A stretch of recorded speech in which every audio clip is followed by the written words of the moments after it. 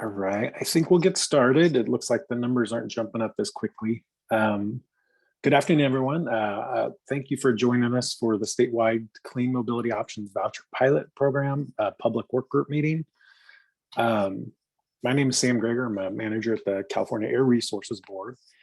And before we get started, I wanted to go over to some of the logistics for today's discussion. We have a variety of public work groups to help present our programs and how they're going and any proposals for changes that we're going to make. And so this is one of a number of work groups in which we've already presented a lot of this information, but we wanted to present it again as our board had approved our funding plan last month. So with that, as a reminder, this meeting is being recorded. We plan to put a copy of the recording on our low carbon transportation investments and air quality improvement program meetings and workshops webpage in approximately 2 weeks. Materials, including this presentation, are available on the same webpage, and the link to these materials should be dropped in the Zoom chat. We will only be leveraging the raised hand function to facilitate comments and questions when we get to those sections. And please remember to state your name and affiliation when making a comment or asking a question. Also, if there are any Zoom disruptions for any reason, including malicious intent, we'll immediately end today's meeting and then send out another notice to reschedule. Lastly, we're unable to take anonymous meeting participants for security reasons, so please make sure your name is clear on the Zoom platform. And if you have called in, we'll adjust your phone number and call on you if you raise your hand. Based on the last 4 digits of your number. So with that, I'll pass it on to Ava. Again, I want to thank everyone for taking the time to participate in today's public work group.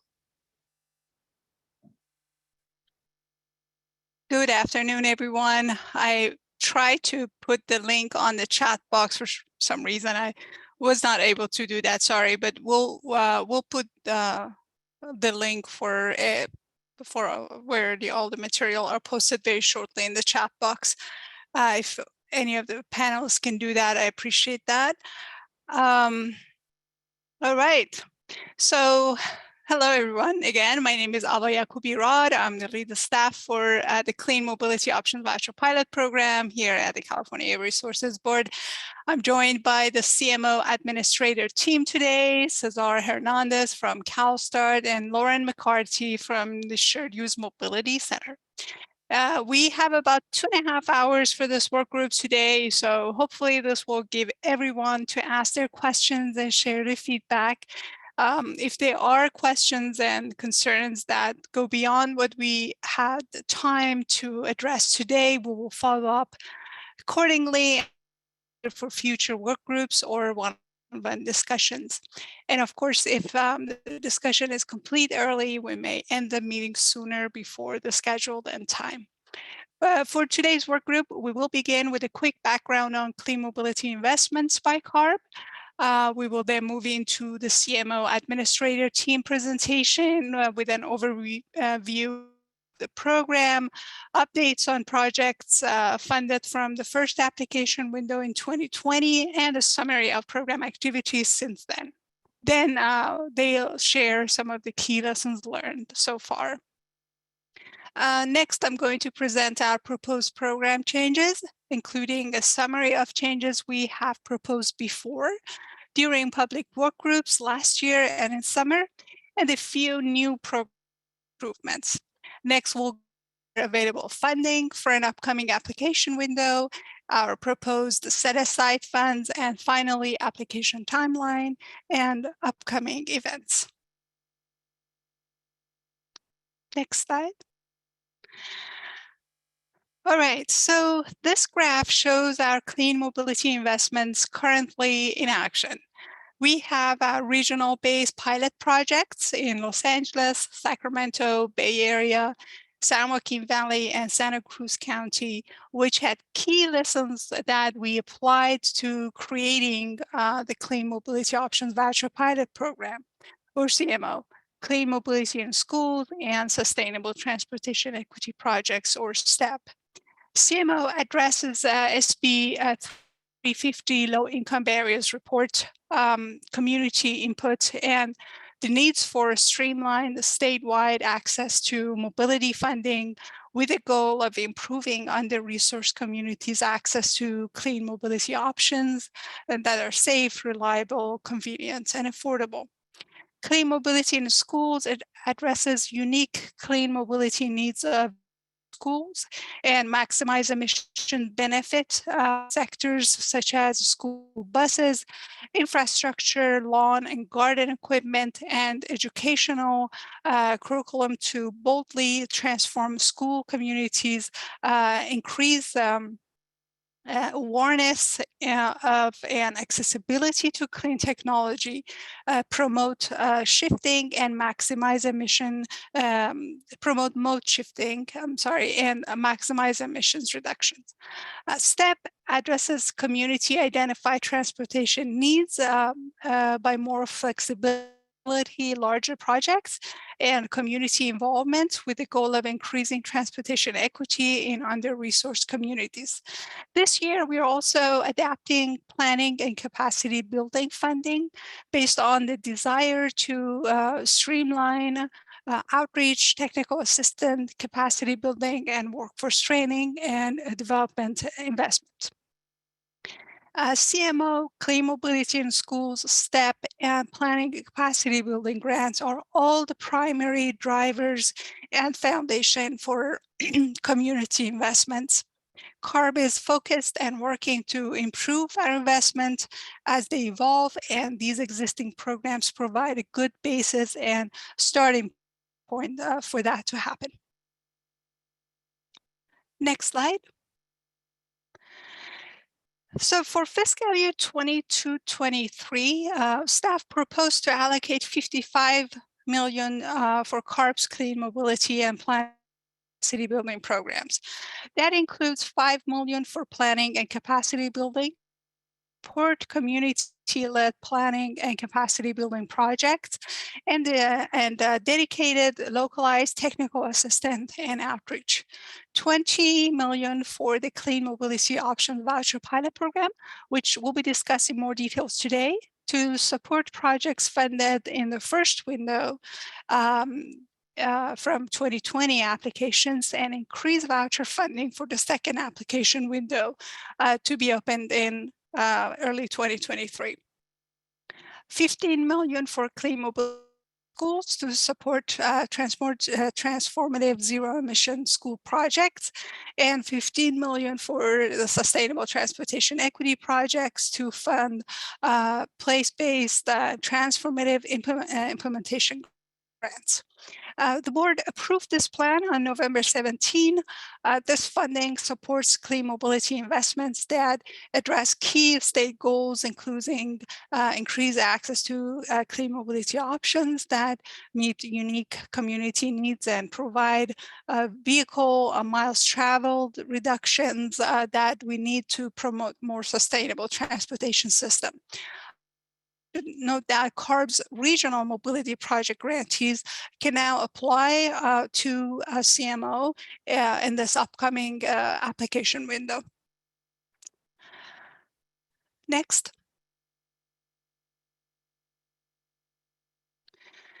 Okay, so there are a number of opportunities to participate in our mobility project investment in fiscal year 22-23.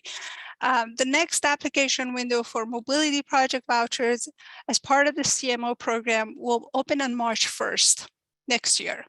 The administrator team is holding a series of technical assistance webinars to help interested communities and to prepare them to apply for this upcoming funding opportunity. Event information are posted on the CMO website under Events tab. Also, we'll provide you today with the list and dates of these webinars.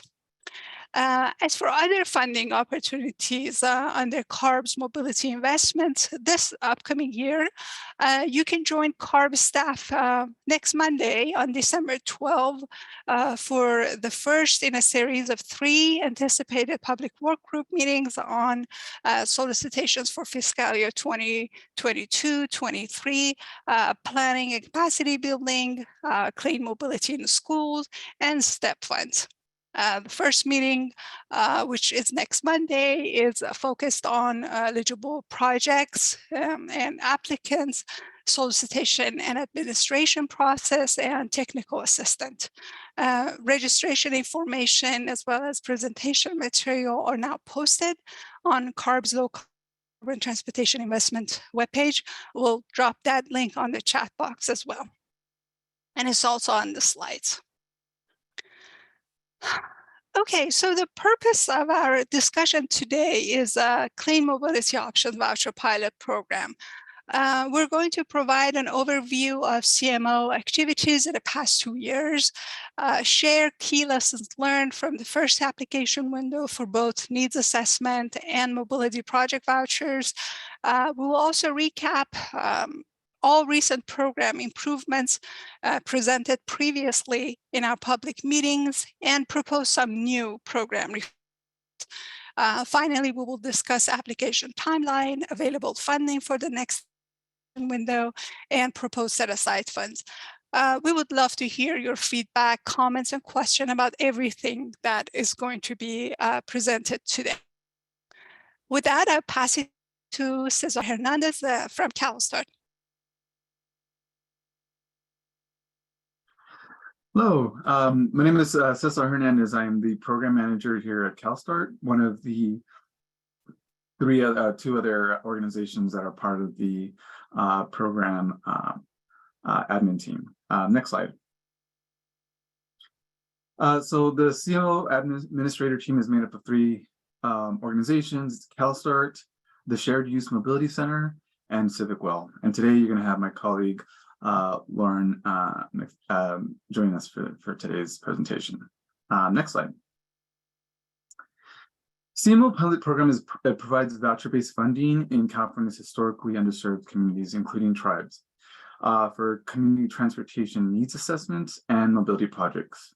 Mobility projects include zero-emission car sharing, carpooling, vanpooling, bike sharing, scooter sharing, innovative transit services, ride-on-demand services, and the newest, fixed route transit service. Next slide.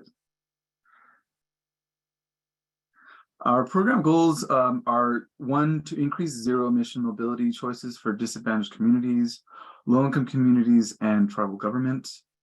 Funding community-driven mobility solutions by centering residents' primary needs, and also improving access to clean mobility options that are safe, reliable, convenient, and affordable to priority populations. One of the main takeaways here is to reduce greenhouse gases and criteria pollutants. Move on to the next slide. So what does CMO offer? There are 2 types of voucher funding. The first is the Mobility Project Voucher, also known as the MPV, and the other is the Community Transportation Needs Assessment, the CTNA voucher. This program is made up of capacity building and technical assistance that's embedded in all the work that we're doing, from developing toolkits and resources, peer exchange changes through the Clean Mobility Equity Alliance network, and ongoing inclusive training that happens. In addition to that, we provide technical assistance support from one-on-one individualized support, one-on-one tribal technical assistance and support, and hotline calls, as well as email support. We have varied ways of making sure that we're reaching out and we're helping folks from pre-application through application process into implementation. So that's pretty amazing. Next slide, please. So the technical assistance support available now it varies. It's one-on-one technical assistance. We've developed training tools and online resources that are available to prospective applicants and awardees. Pre-application technical assistance includes implementation manual an understanding of program requirements, assistance in which with project design, also kind of helping to develop partnership relationships between organizations, public agencies, and operators. And we also provide budget guidance as interested applicants are interested in developing projects. And then on the project implementation side, technical assistance includes survey design and development of mobility services, community engagement, marketing, outreach, and techniques. Again, partnership and procurement, like a lot of this early on is really about making sure that these relationships are developed and actually working together. And sometimes it's through a public-private partnership, but it's also kind of like taking into consideration, the community-based organizations that are involved and what that looks like. So we're there to kind of help kind of ease and facilitate that. Budget rebalancing and voucher reimbursement process. And then finally, data analysis, reporting, and project evaluation. Next slide, please. Technical assistance is also provided through a variety of channels. We are, for the most part, always listening to the folks that we're serving. And we're always looking to make sure that we're meeting people where they are. So that could be through email, phone calls, video as needed. We're currently living in the world of COVID, and we all have to adapt. So we're making sure that we're sensitive to those needs as well. CMO offers office hours. We have office hours available to folks who are interested in applying for any of the applications, whether it's the CTNA application or the MPV application. We have dedicated office hours so that people can actually come into a Zoom room, ask questions, and troubleshoot any questions they may have. We also have regional information sessions. We're doing our best to get out into the communities, making sure that we're kind of distributed ourselves throughout California to make sure that we're reaching out to very specific communities, and working hand in hand with some of those communities to make sure that there's opportunities for us to provide any level of presentation or types of trainings and or outreach. We do provide voucher processing support. We have a dedicated admin staff that is primarily focused on providing assistance to those organizations, the projects that we're involved with that sometimes don't necessarily have the capacity to do a lot of the admin work that's associated with it. So we do have a team of people that actually help to usher that along and help assist some of the projects that tend to need that assistance, and also offer on-site visits. And now I believe I'm going to pass it on to my colleague Lauren. Thank you, Cesar. Good afternoon, everyone. I'm Lauren McCarthy. As Cesar has previously introduced me, I with the Shared Use Mobility Center, and oversee our involvement in capacity building and implementation, technical assistance, and program evaluation. And so many of this is going over what Cesar previously discussed around technical assistance. However, we want to emphasize the capacity building components of CMO, which are mainly housed within the Clean Mobility Equity Alliance, or CEMEA. And there are four main components of CEMEA and technical assistance. The first and foremost is peer exchange that occurs between awardees and stakeholders through a series of cohort meetings, ad hoc working groups that can be formed around topics of interest, the CEMEA Forum, that'll be a very exciting event of everyone coming together in person, as well as organic self-organized sharing between awardees that can be facilitated either through the TA team or organically between awardees. We also provide a significant amount of training through group trainings, webinars, videos, workshops, as well as training to be able to use survey tools, as well as of data collection and evaluation. There's also a host of static tools that are available for all project types. And I highly encourage everyone to go to cleanmobilityoptions.org and look under the resource tab to see the toolkits that are available currently one specific for needs assessments and one for project implementation, but there's a whole series of guides that exist. And we also produce case studies, samples, templates, data tools, and these are very much in response to awardees' needs. We will develop tools and resources based on input from awardees as well as we go through the program. And of course, one-on-one TA that Sasar previously referred to, which includes many meetings, phone calls, regular check-ins, and on-site needs as visits as needed. I do want to preface that CEMIA is currently growing.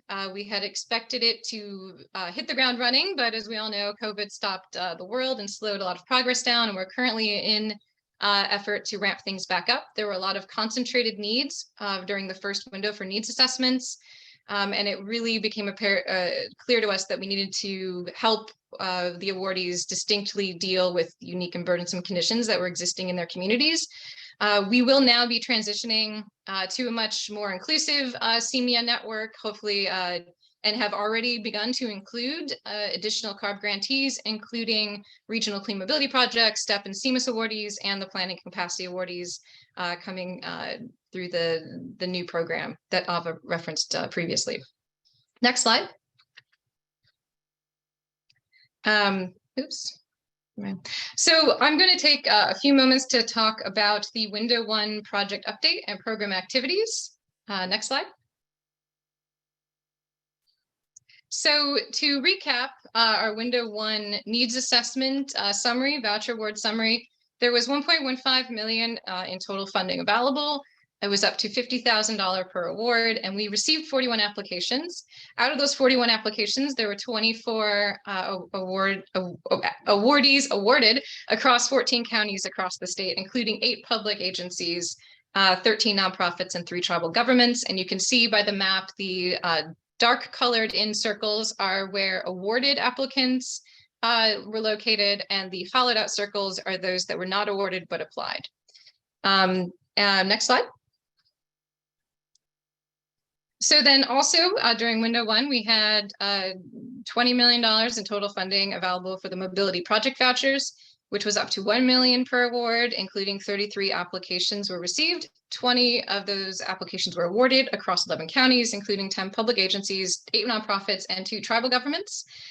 We are currently working through on the onboarding phase, but we do have 4 projects that are currently operating, including the City of Chula Vista Community Shuttle, City of Richmond, Richmond Moves, Omni Ride Bloomington, and Shared Mobility for Rancho San Pedro for the Housing Authority of the City of Los Angeles. And there'll be many more coming on board very soon that we're very excited about.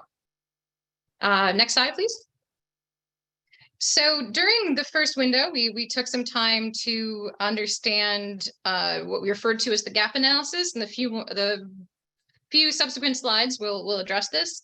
And so we've made a concerted effort for Window 1 after doing this analysis to ensure that our outreach efforts and how we're approaching specific communities, specifically Black and Asian communities for needs assessments, as well as MPVs, and taking a lot of feedback that we received through direct one-on-one interactions, as well as public comments received through work groups, and focused on making sure that we were incorporating and making targeted outreach to underrepresented communities from the first round, and continue to outreach amongst all eligible communities. The outreach team has done a great job of leveraging existing relationships, as well as conducting additional outreach and identifying additional communities and organizations to conduct outreach to, as well as attending events hosted by organizations in these communities. And we'll be expanding our outreach to ensure that more communities are aware of CMO and aware of their eligibility, and to encourage them to apply for the program. Next slide. Thank you. And so in addition to the gap analysis, we wanted to look at organizational capacity by staff size. This was indicative of understanding that a part of our goal was to target under-resourced organizations, specifically to be able to support in a capacity building component. We measured this outcome by looking at the size of each lead applicant.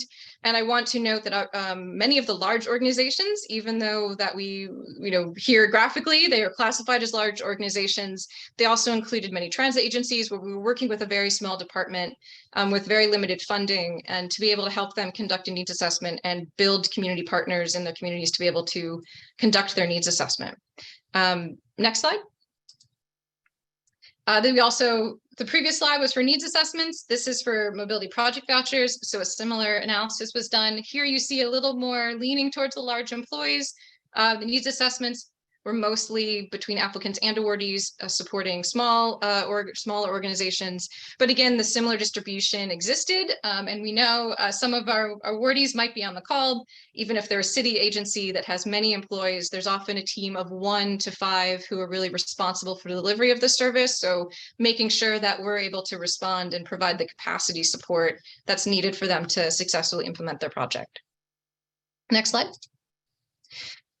And finally, is the summary of the applications for service models. You can see we had a fairly well distributed amongst different models.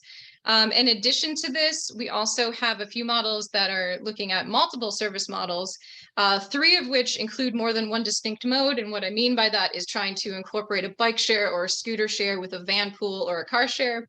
An additional 5 that are working on models that will support with the same vehicle different service models, say for example a car share paired with an innovative transit service, or a van pool so an individual could use that vehicle, take that vehicle out for themselves for the day, but then there's also an option for a ride share or having a driver be able to take individuals to their desired location.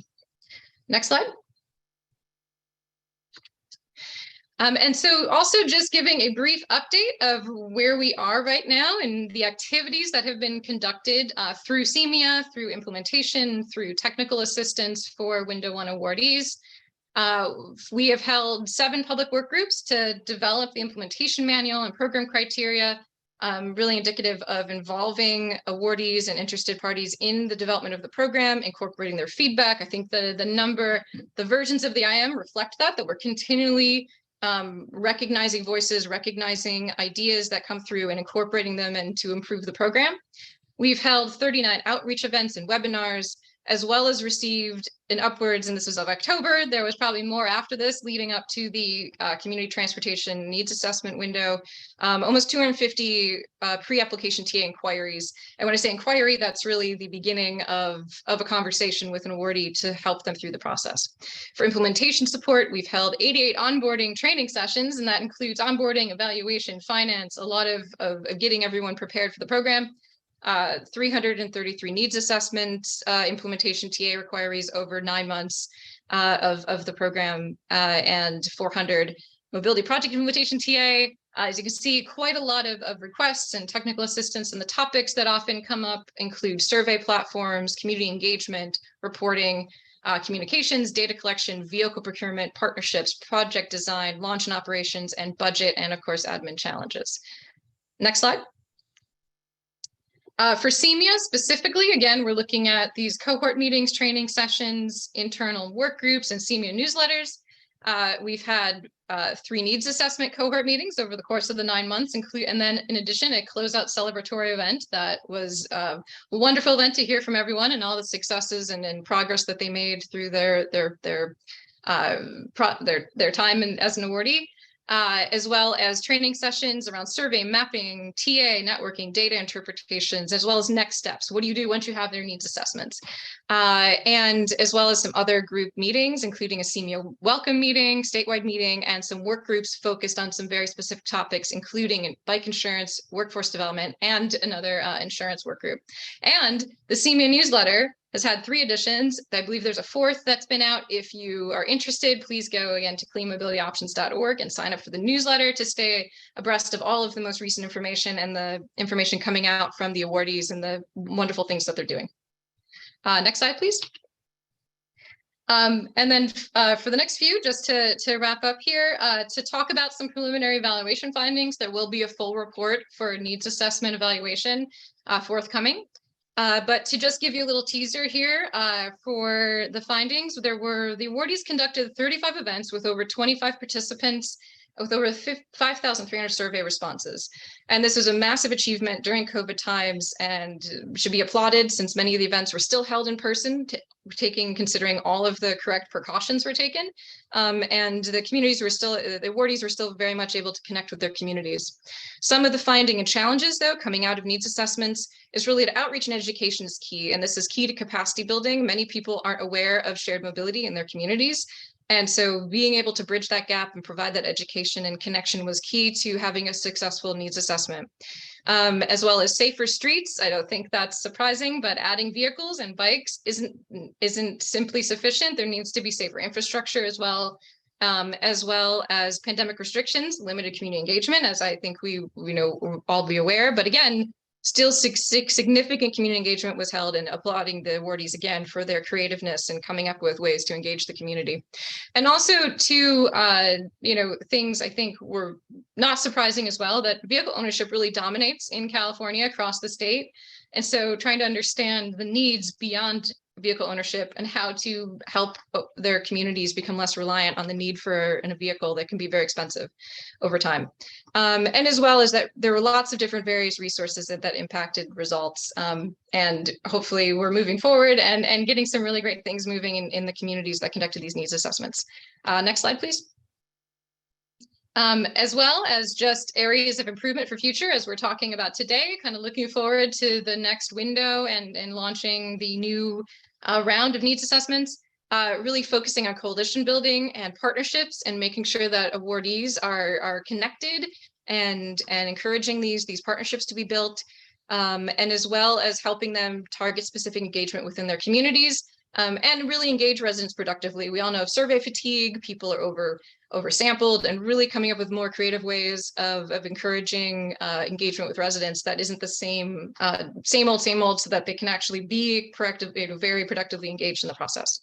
And then just for the TA team, many awardees were very satisfied with the overall process, and 100% expressed satisfaction in the technical assistance received. Next slide, please. And then for mobility project vouchers, again, we've just gotten many of those. 4 of them are operating, many are just coming online. But I think we have a few findings so far with data collection and evaluation. Really continue to adapt forms to awardee levels of comfort, and make sure that we're trying to make data and evaluation as painless as possible, but at the same time, with extensive review of data collection is needed, working with awardees very closely to figure out how to make this as easy on their residents, again, going from oversampling, over-surveying, and make sure that we're making this as easy as possible, and really making sure that there's a capacity building around survey deployment and collection. And we provide a survey tool and training, as was mentioned, to facilitate that. But also many awardees are very excited about the data analysis and to understand the community needs and program impacts better. And so trying to make sure that we're working through them through this process. And with that, I'm going to pass it over to Sean to manage a Q&A session.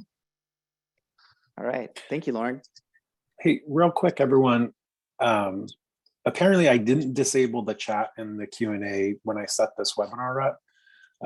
But what we'd like folks to do, if you have questions or comments, please raise your hand, use the raise hand function. Since we are recording it, the Q&A and the chat doesn't get put into the recording, hence the reason why we're not using that. So.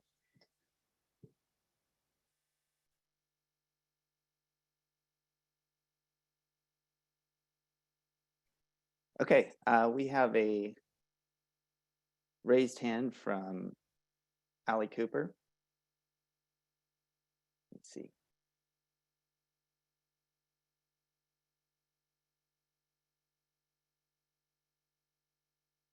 One second, I'm having a little technical difficulty unmuting.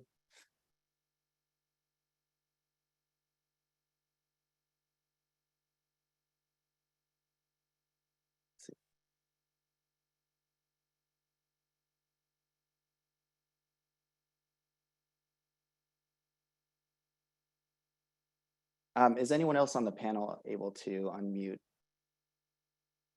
Allie?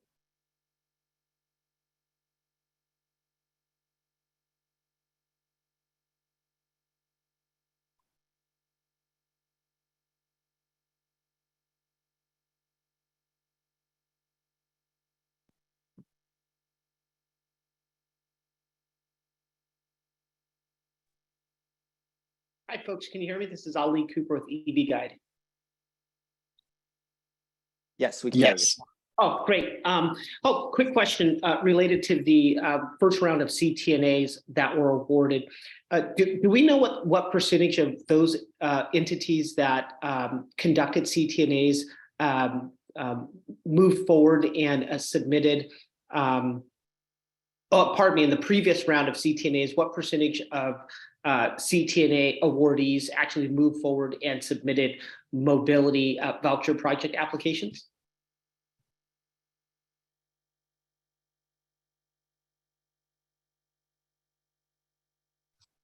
Haley, I can jump in quickly here. So the next round of mobility project vouchers are going to be in March. So they haven't yet been submitted. So that hasn't happened yet. Oh, okay. I think I was speaking about the previous round. So the previous round of mobility voucher projects, was there, leading up to that round, were there CTNAs required as well? Ali, I can take your question. So was the first round of both CTNA and MPV voucher application, and we did require needs assessment for our mobility project voucher applicants. Did that answer your question? That did answer my question. I was really curious to learn of the entities who had submitted CTNAs in the first round. Do we know essentially sort of what percentage advanced in submitting an application for mobility voucher projects? Yeah, we will know that after window 2 opens. Thank you so much, Ava. No problem.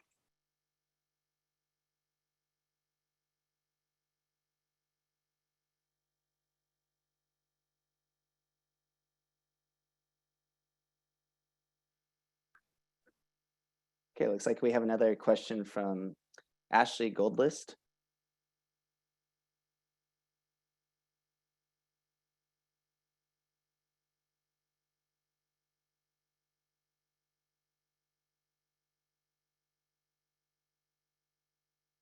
Ashley, are you able to unmute yourself from your end?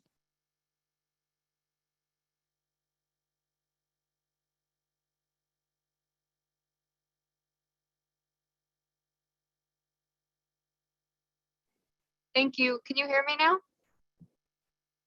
Hopefully. Can you hear me? Yes, we can hear you. Okay, thank you. Am I correct in that I just heard that the window 2 is no longer opening in spring? It's been advanced and now it's going to open in March. Is that what I just heard? So mobility project voucher application will open in March 1st, 2023, Ashley. No longer in spring. No. Phase 1 application will open in March 1st. Okay. I think March is in a spring, isn't it? I was told it was more April or May, and that is that is what I had been planning my app.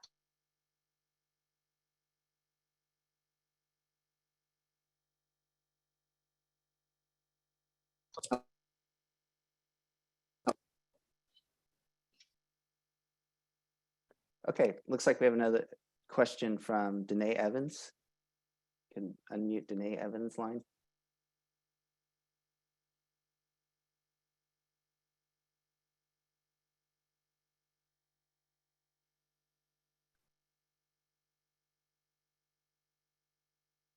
Or maybe not, it looks like her hand went down.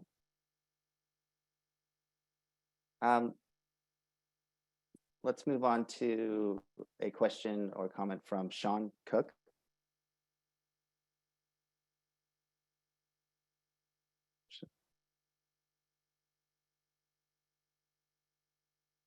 Sean, are you able to? Yes, can you hear me? There we go. Yeah. Yep. Yeah, my apologies. I joined the call a little late, but I was wondering if you had indicated when you anticipate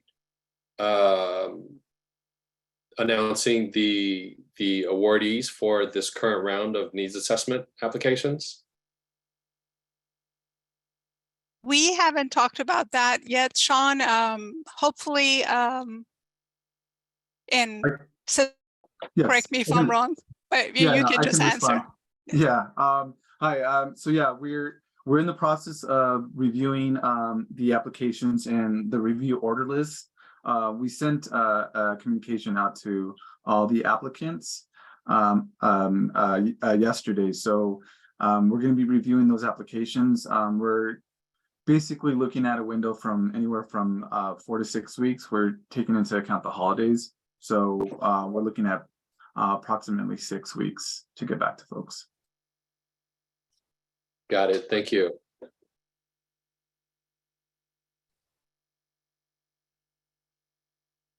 I'd also like to read the question that was submitted in the chat, just to respond to it. So Craig sent us a message saying, would ongoing inclusive training include a driver training program for our communities? Thanks. So the answer to that is we're constantly always looking to refine and develop new tools and trainings for applicants, awardees, and anyone who's doing implementation work. We have in operators, we have like a list of operators that have been suggested to that have gone through a process in being identified as mobility providers that we can always tap into and actually see if they can participate in maybe providing some guidance on this. So I definitely would recommend reaching out to us if you're interested in this type of training. As I said, we're always looking to adapt and kind of tailor some of the requests that come from the community. So this is actually a great suggestion. So if you can, I'll definitely make sure that we're leaving our contact information so that we can actually kind of bring this up. And thank you for your question. Okay, looks like we have another hand raised from Jolene Fuentes. Hi, thank you for taking my question. I would like to know who is eligible to apply for this and what is the duration of time from the time that you apply to a potential award and then the project moving forward? Thank you for your question, Jolene. So eligible applicants for both needs assessment and for mobility project vouchers are nonprofit organizations, state, federal government agencies, tribal governments. And your second question, so the mobility project voucher is duration of the voucher agreement is about 5 years. You're required to have a minimum of 4 years service operation.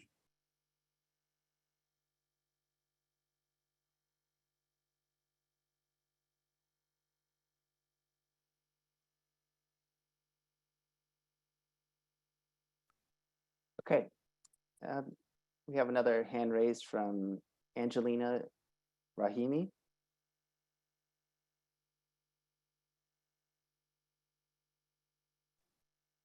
Hello, I hope you can all hear me. I'm here on behalf of Angelina and Aura Planning. My name is Vosa. I had a question about the mobility project vouchers. We wanted to know whether existing clean mobility projects that need, say, extra vehicles or chargers were eligible to apply.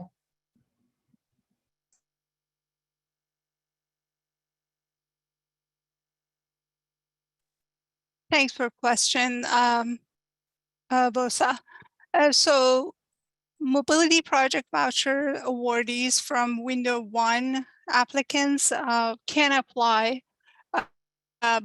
for new projects.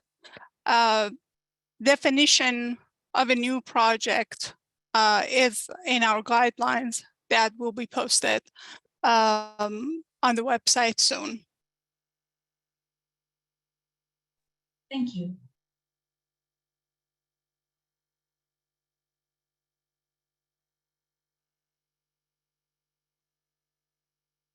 Okay. I see Sean Cook hand is still raised. I'm not sure if you had a follow-up question. We can unmute his line quickly and see if he has another. Okay. Looks like his hand is down. Okay.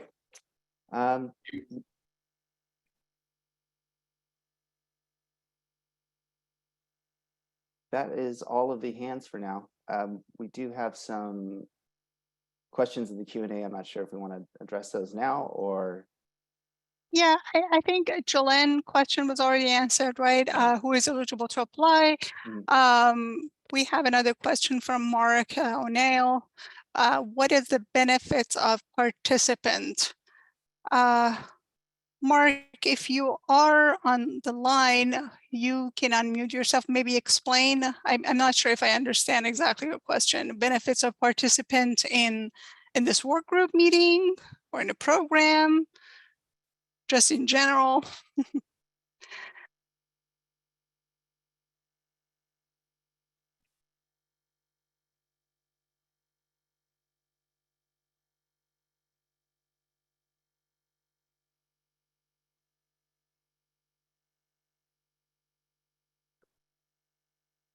Okay, maybe we can circle back to Mark and get back to him on clarification.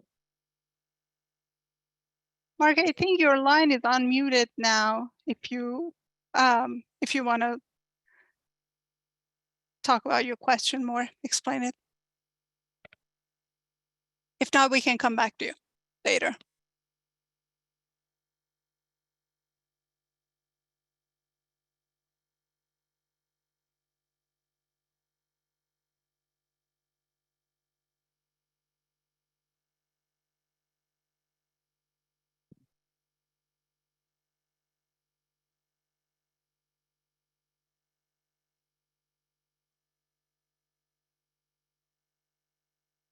Yeah, I'll message Mark and see if I can get him on the line for the next round. That I think we can move on, or it looks like we have one more question in the Q&A from Jolene. Fuentes, what will the voucher provide?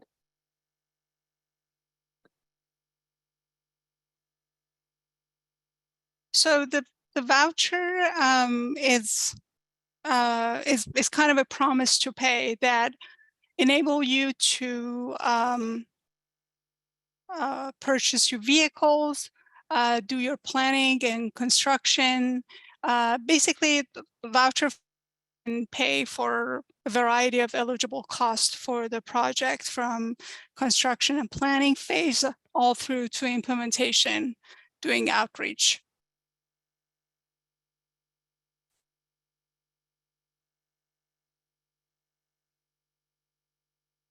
Awesome.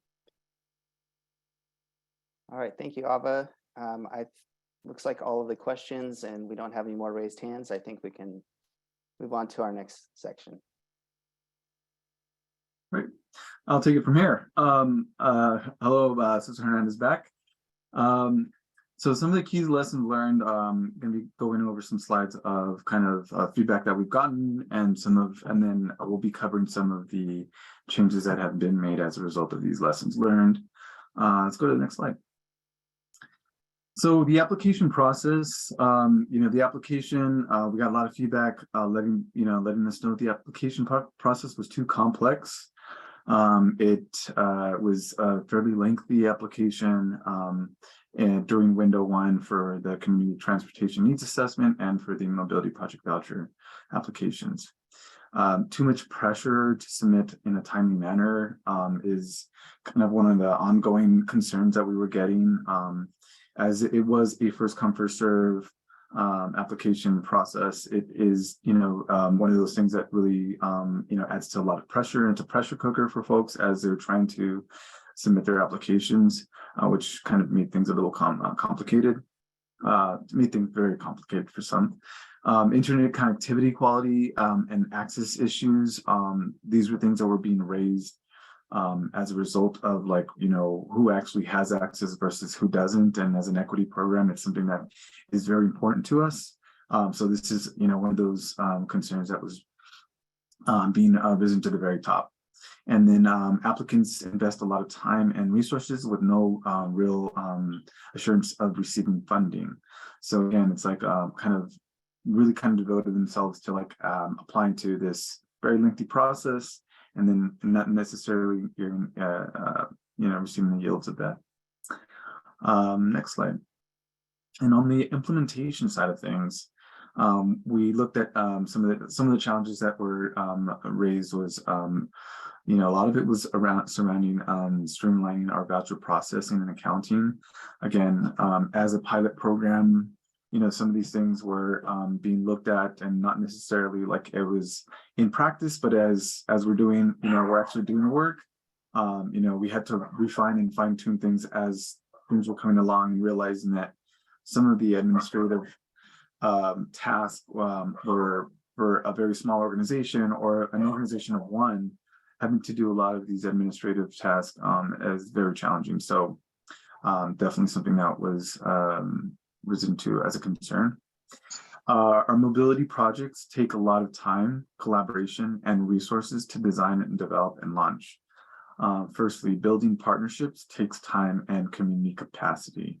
And these are one of the things that we realized early on, is that like, yes, it's going to take time to actually put, these pieces together. Infrastructure takes time to install, and in a lot of ways, as we were kind of looking at the implementation side beforehand, and mind you, this is before COVID, the world looked a little different. So with that, communities often, we realized that there was just a lot of changes that were happening, and also looking at just kind of the supply and demand and all the other issues that are coming across. We're creating a bottleneck in terms of how this is actually able to come to fruition. And then lastly, communities often cannot cover upfront capital costs. That's a given. I come from those community-based organizations where we, there were a lot of times that we didn't have, the amount of money that sometimes was required and asked of some of the grants that we were managing. And this is definitely one of those cases where, the capital costs sometimes can't be incurred by the organization that's trying to help fulfill this. Capital and operations costs have increased substantially. And then last but not least, insurance requirements are more expensive than we anticipated. And I think this is definitely one of those, I'd say like one of the bigger concerns that's raised often from those who are in the implementation part of the work that we're doing. Next slide, please. So we are listening to the community. So being clear and transparent with program expectations and requirements. This is something that we've been trying to do our best, and making sure that we're actually accountable for the work that we're doing, and making sure that we are being transparent and informing anyone who is tapped into CMO. We are constantly trying to update folks on where things are at with the program, and making sure that we're again taking input. Developing strong relations with local communities, awardees, and applicants. Over the last couple of years, we've really tried to kind of focus our energies on making sure that the awardees and all the applicants really get to know who the program admin team is, because we are literally working hand in hand with awardees.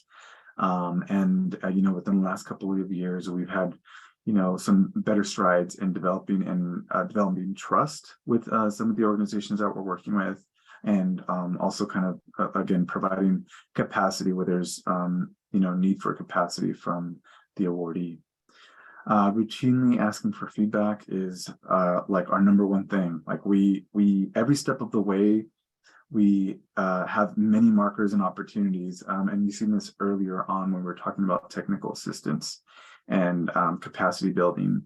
Part of that is making sure that we're really listening to folks and really kind of taking into consideration what the experience is happening at the local level. So it's a constant, open dialogue and open communication from those folks. Somebody's mic is open, I believe. Thank you. Notifying awardees regularly about free resources that are available to them. We do this through our Clean Mobility Alliance network, and we do it through other avenues, making sure that folks are aware of the different things that are out there. Next slide, please. So one thing about everyone, and I'm not just talking about the program admin team, but I'm talking about the people that we work with, the awardees and those who are interested in applications. We are adaptable and open to changes. We've worked hand in hand with awardees, and some of the earlier awardees mobility project vouchers that we're launching, you know, we had to work hand in hand to figure things out sometimes, because as you know, we were looking to launch, we found that there were things that we need to refine and simplify when we're talking about kind of the administrative burden that sometimes falls on the awardee and the lead applicant, but also looking at ways to just kind of streamline that. And the program admin team has been very adaptable to making sure that we are listening and adapting, and we do that at every aspect of this work. Continuing to develop templates, resources, tool guides, and to break them down into digestible materials. A lot of times you'll see materials like books, or toolkits that are like 304 pages long, and it's not necessarily something that I'd sit there and read like for fun. So we try to make sure that we're accommodating folks and bringing people in, and also like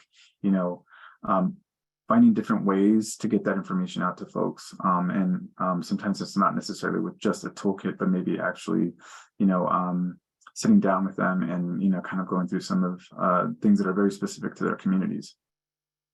And again, that goes along with tailoring our resources and everything that we do. What's happening in Northern California isn't the same that's happening in Southern California. What's happening in San Francisco can be very different from what's happening in Oakland. So, these are just two neighboring communities, but are vastly different. So we're very mindful of how to navigate those dynamics, and expanding staffing if needed to field requests in a timely manner. Again, we have a good, strong team now that we're really trying to make sure that we're, reaching out and being accessible to folks when we're being reached out to. Next slide, please. Understanding community and projects and individualized technical assistance. I like to call it like a very boutique-y type of technical assistance. We really truly try to reach out and on an individual basis to make sure that we're really tailoring the work to the projects that are part of this program. So we take time to better understand the communities and projects being launched. We have kickoff meetings. We have monthly meetings with lead applicants to make sure that we're checking in to see if there's anything that we can do on our end, and to help usher along anything when they're in their implementation phase. We have various touch points, whether it's through the SMAIA network or if it's through additional webinars that we're hosting, but we're trying to make sure that there are ample amount of opportunities for awardees to really tap into that. Asking to proactive questions and follow up to provide more relevant and helpful support and resources. Anticipate awardees' needs throughout the voucher agreement term. So making sure that throughout the whole process, we're not just doing it in terms of meetings, but we're also doing it through evaluation purpose venues. As we do collect evaluation data on a quarterly basis, a lot of times we can actually look at some of the work that's being done locally, but also taking into account where there are needs and or changes to be made. And lastly, providing technical assistance in an intimate, interactive, and intense process in order to ensure needs are met. Next slide, please. And again, I think for me, one of the best things about this program, and one of the, I think that to me that the best and most important part of this program is the focus on equity. Ensuring that equity is a top priority in the aspect of this program is number one. It's something that I think about all the time. It's something that our team is constantly always being mindful of and trying to look at, so that we're making sure that we are meeting the needs of the populations that we're actually serving. Recognizing the confines of the program, but take note of structural and systemic changes that are needed. Again, through the refinement and through the constant feedback and collection and making sure that there is an open dialogue, and for us, it's really about building trust. And for us, it's like a very important aspect of the work that we're doing. Constantly reevaluating and ensuring equity is integrated into internal processes and decision-making. That is key.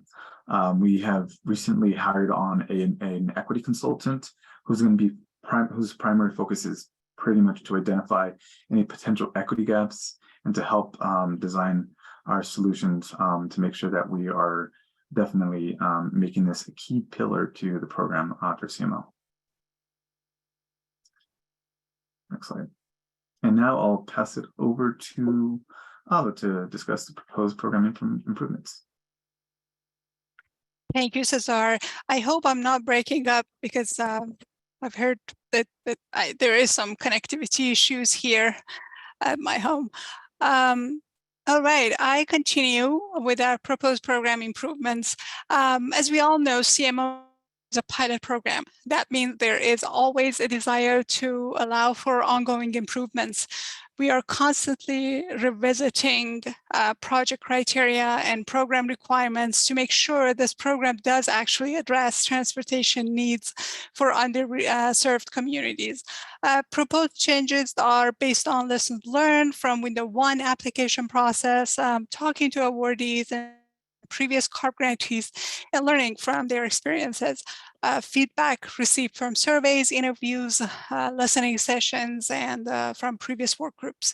CARB staff proposed many program changes for application 2 during last year public work groups, as well as this past summer, that I'm going through them briefly as a reminder, and also for those who are new to this program. In addition, we have more proposed adjustments that we would love to hear your feedback on all of them today. Next slide. All right, so our proposed improvements to the program that we discussed during previous public work groups include first, increasing the community transportation needs assessment voucher award from $50,000 to $100,000 with 12 months to finish the project rather than 9 months. We also discussed increasing the mobility voucher cap to above 1 million. You will hear an update today about how much our proposed amount is in future slides. We also proposed to allow voucher funding to be used for 3 years of operation instead of 2 years. That means the total voucher agreement remains the same as about 5 years, with providing fund for up to 15 months for planning and construction, plus 3 years for service operation. As I mentioned earlier, existing CARB grantees and their sub-grantees will now be eligible to apply through the CMO program to support their existing services.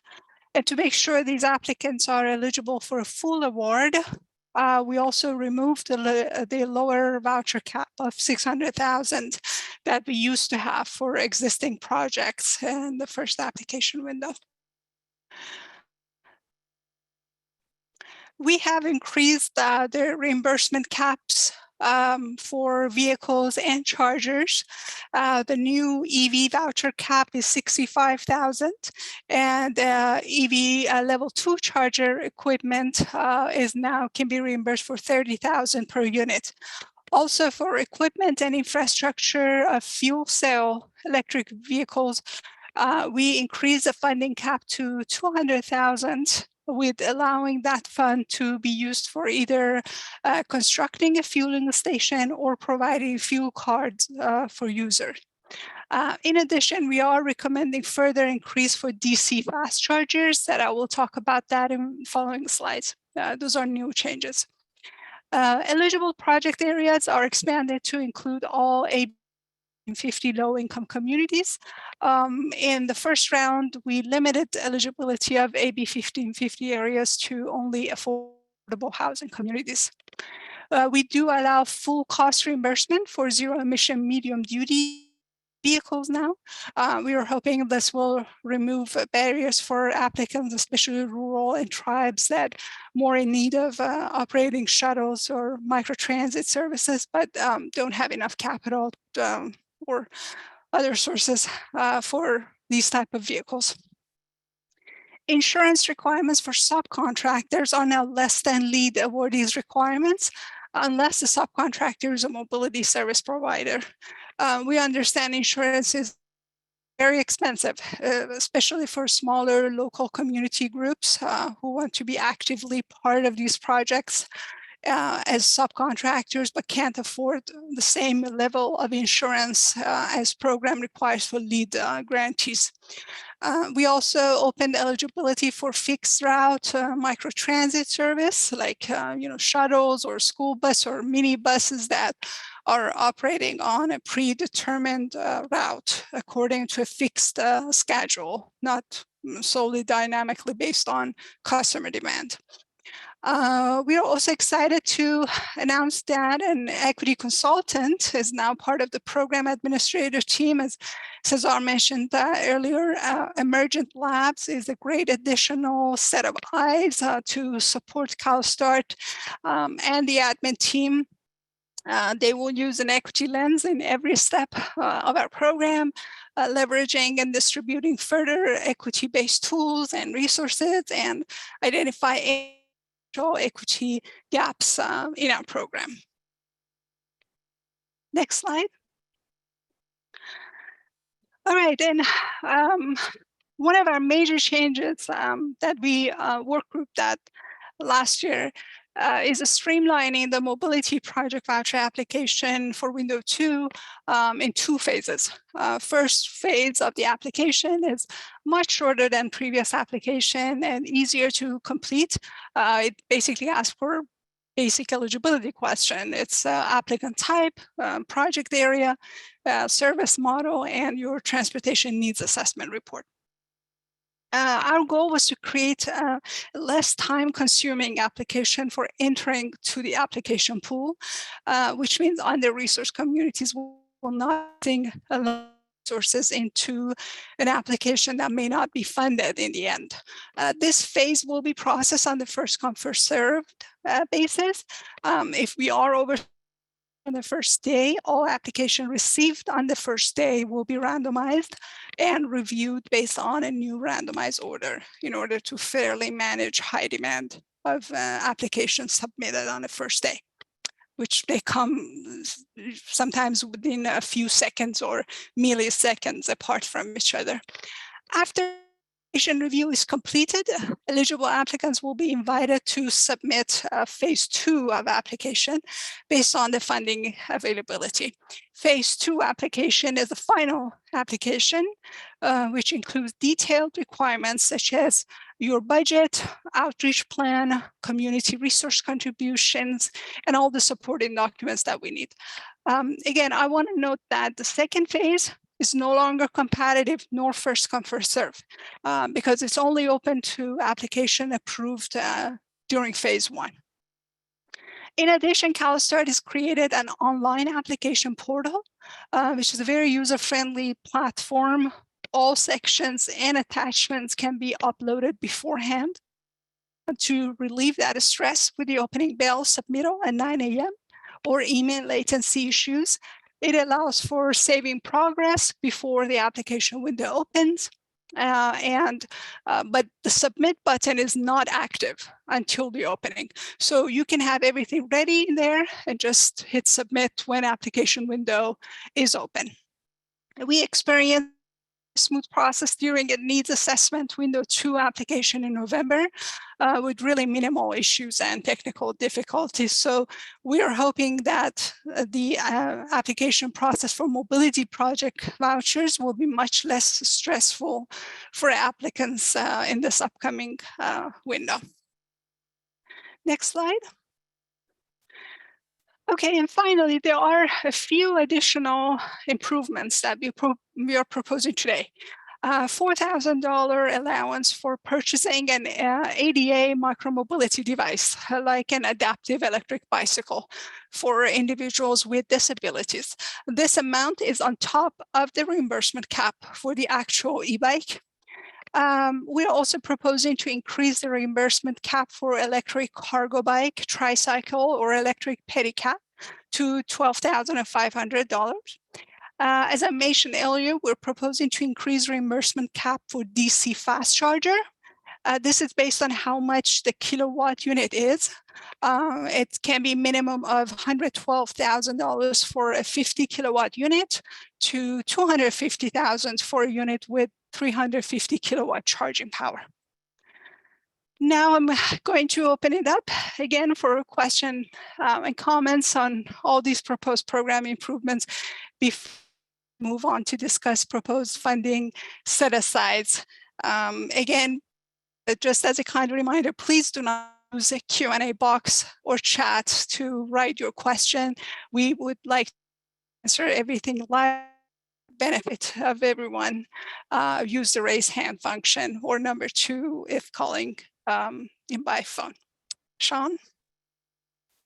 All right, thank you, Ava. Okay, looks like we have a hand raised from Jolene Fuentes. Jolene, you can unmute your line. Yeah, thank you for taking my question. And I have to say, I've been pretty linked in with all of CARB's programs, incentives, and vouchers. But this is the first time I've been plugged into this particular opportunity. So thank you for providing this today. It's very informative. I had a question regarding the e-bikes. That's kind of a new thing that's emerging. And I just wondered if just any individual can apply for that, or is that limited to like a company or an organization that provides transportation? Thanks for question, Jolene. This is not for individual use. The voucher fund for bike share type of services. So it could be e-bike share or regular bicycle or cargo bikes, but it needs to be within a project, shared service project. I'll add on though that we are going to start up a e-bike rebate program for individual consumers to be able to purchase those, and we can send you additional information if you'd like.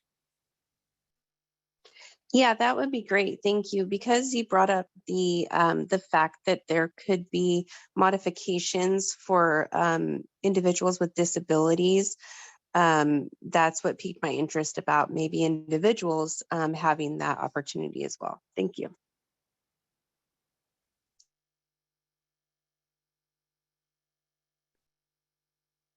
Okay, we have a hand raised from Jill Noland.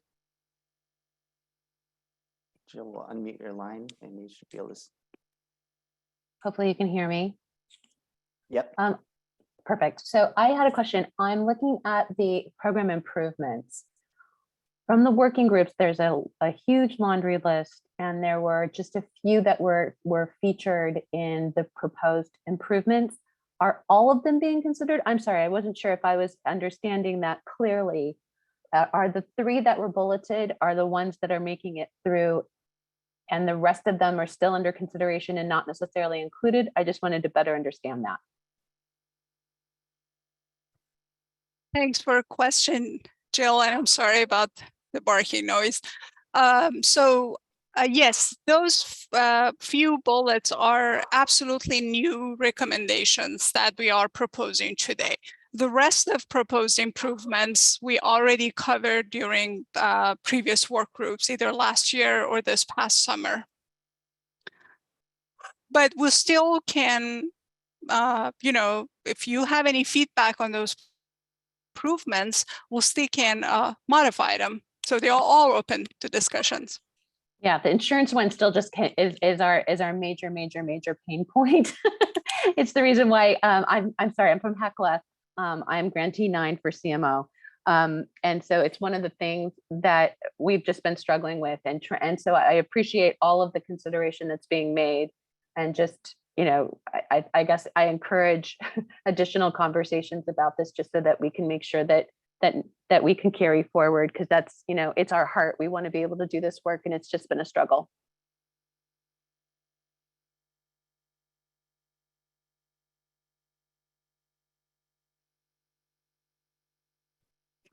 All right, thank you, Jill.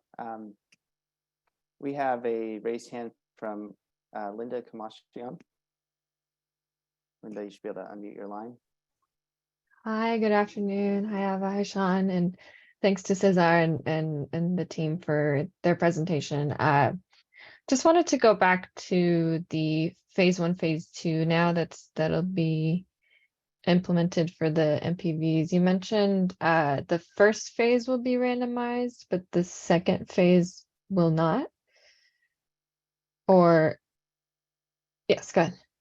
Hi, Linda. Thanks for your question. Yes, phase 1 application will be processed, well, first based on first come, first serve. If we are oversubscribed on day 1, then we'll be randomize them. We'll randomize everything that has came in on the first day.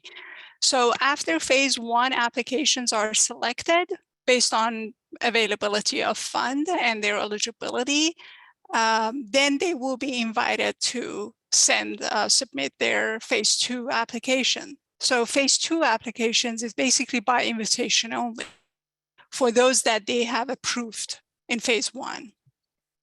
Okay, and for phase 2, is there a scoring rubric? Yeah, I guess no. So no, it's just basically it used to be for window 1. The administrator team makes sure that the application is complete, answered all the questions correctly, and submitted all the supporting documents that we need. Then they're complete and they are ready to go for award.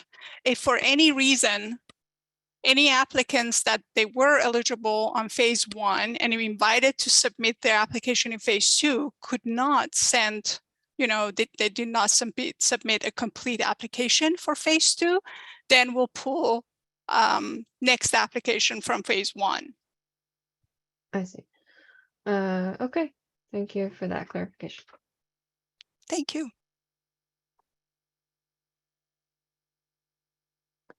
Okay, up next, Sarah Olson.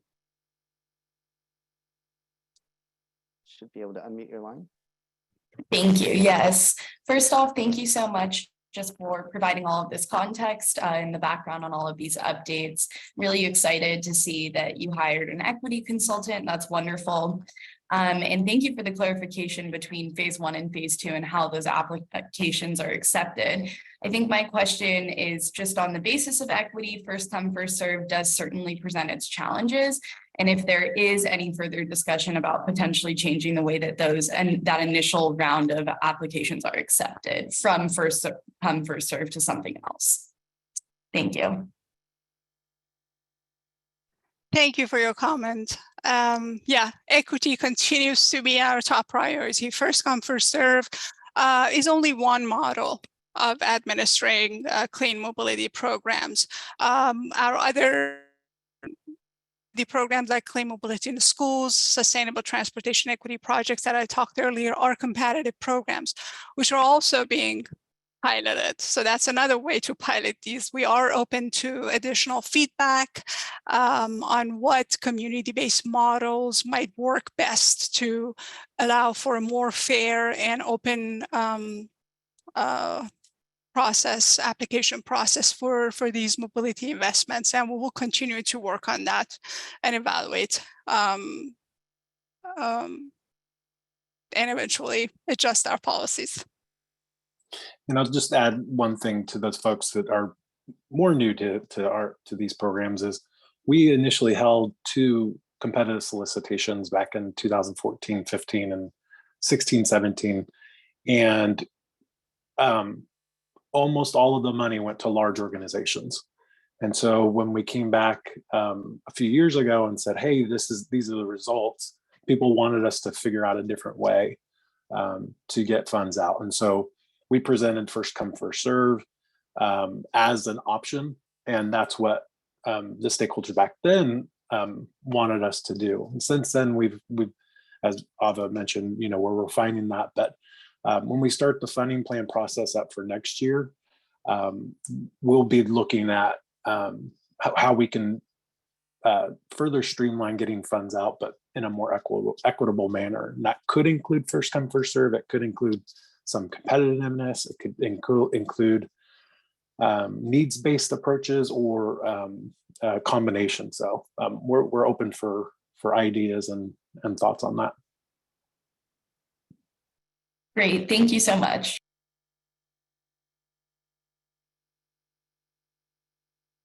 Okay, we have another raised hand. Oh, and as a reminder to everyone, if you could please, in addition to your name, add your affiliation for our recording, that would be great. We have Glenn Cho.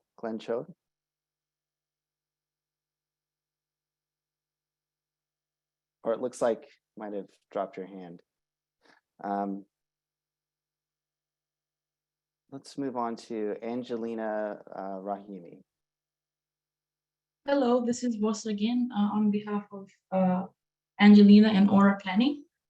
First off, I had a comment. Just wanted to say how excited we are to see these new program improvements and to thank you for this very informative presentation. It's very much helpful. The question that I had was in regard to the electric cargo bicycles.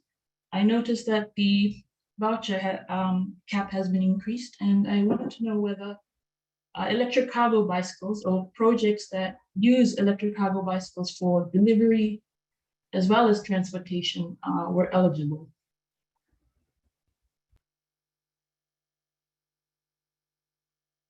I passed this to Lauren to answer your question.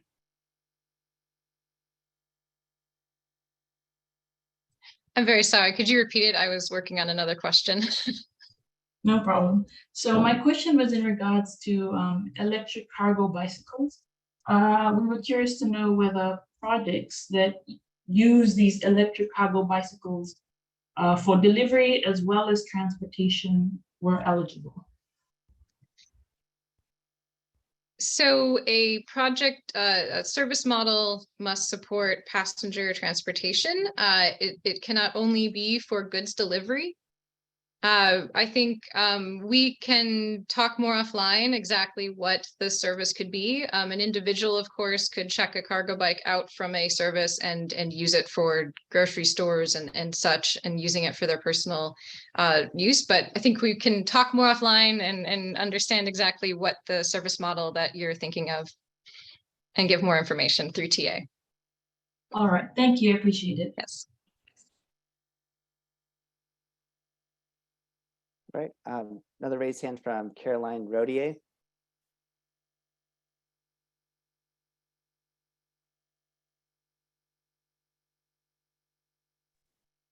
Hi, this is Caroline Rodier from UC Davis. I just had a question. So you're saying, are you saying that the regional projects, the previously funded projects will also be randomized as part of phase one? Hi, Carolyn. I can take that. There's no difference between regional project applications with other applications in that regards. Okay, because that could be a potential problem, for programs that have started and are facing gaps in funding, moving forward.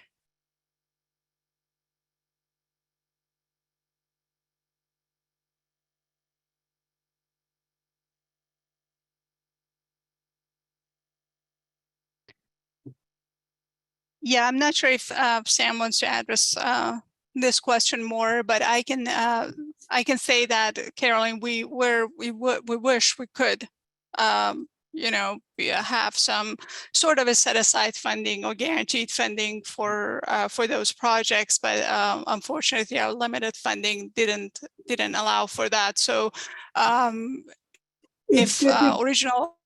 Yeah, it goes towards the people put a lot of effort into, these pilots, and then, it goes to kind of the question of ongoing funding for some of these programs, which, may need reasonable subsidies for some markets that are being provided services. I don't know, maybe there's a different mechanism for that, or, kind of a different strategy, but I do think it's kind of, a kind of issue that needs to be addressed, maybe on a larger scale.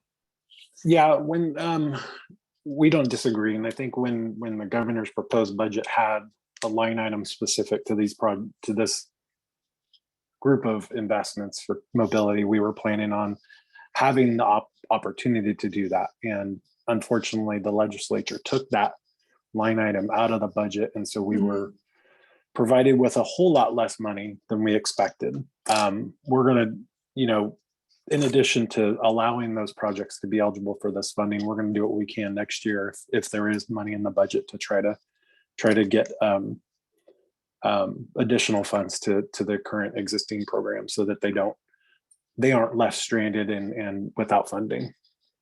Yeah, I mean, I guess I'm thinking there's an opportunity to do some thinking, maybe just beyond this program about, you're hatching a lot of different programs as part of this project. How are, what steps should be taken to kind of secure funding after? What are opportunities for securing ongoing funding? Kind of, a strategy that incorporates perhaps federal funding, local funding, things like that, if it's going to be included as part of a regional transportation plan. Yeah, couldn't agree with you more. And we're working with the CMO team on trying to figure out additional strategies to get funding in. We also have a contract, a CARB contract that is looking at how we can figure out different ways to get funding, including federal and local funding, to help maintain these programs and keep them sustainable. So Well, we that's appreciate your great. comment, and I'd love to hear more about that project. I missed that. We presented it at one of the work groups this summer, but we didn't go into too much detail. Okay. But we'll put you in contact with the contact with the lead of that project. Okay, great. Thank you. Because yeah, we having worked with you for many years, we know that this is a huge issue, and want to do what we can to help you guys continue these great projects. Yeah, and yeah. Okay, thank you.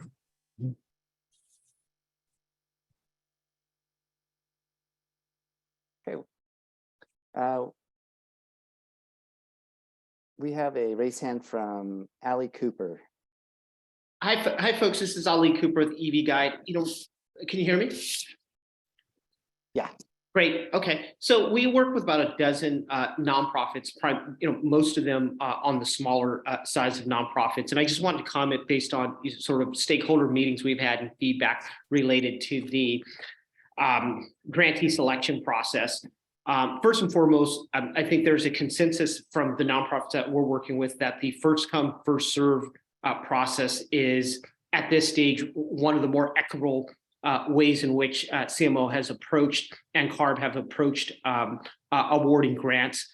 So we're really satisfied with that piece.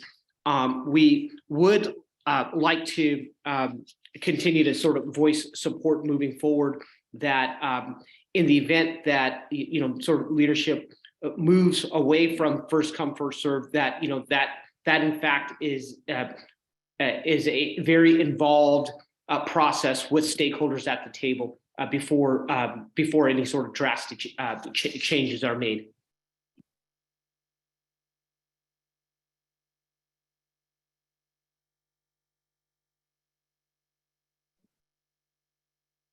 All right, thank you, Ali, for your comment. Let's see, next we have raised hand from Cindy Durisco. Cindy, go ahead and unmute your line. Hello, I'm Cindy Durisco from the Big Pine Paiute Tribe. So I wanted to ask if the limited waiver of sovereign immunity is still in place and a requirement for tribes when they apply, if they get awarded the funding. Hi, Sydney. Thanks for your question.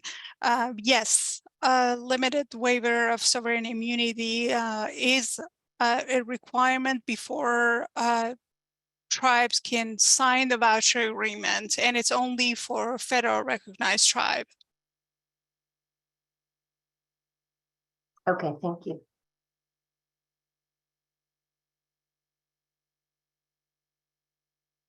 All right, raised hand from Norley Sains. Norley, go ahead and unmute your line.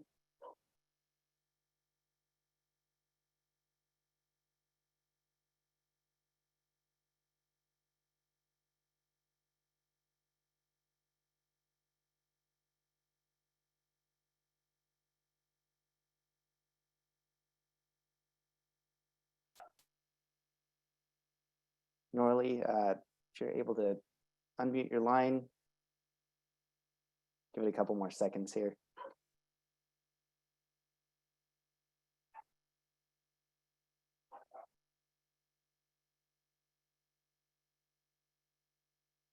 Okay, we have another raised hand from Nicole Bruns.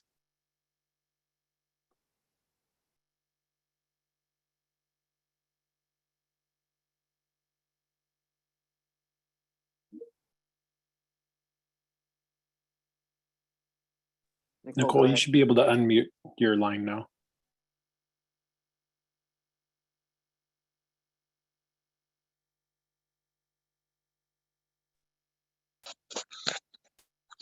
Hello, can you hear me? Yes, we can.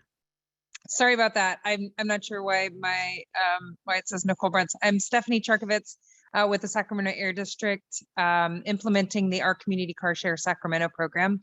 I just wanted to take a moment to echo the comments of Caroline Rodier about legacy projects. It takes a tremendous amount of effort to get these programs off the ground. It's wonderful that that CMO exists to help with the smaller projects. And I think the legacy projects are leading the way in launching, and the the stage that we set for continued support is going to help these smaller projects in the future. And so I want to say thank you to Sam for your comments about CARB's support of looking at funding options to keep these programs running so that we don't end up with stranded assets. So thank you for that. Thank you for your comments, Stephanie.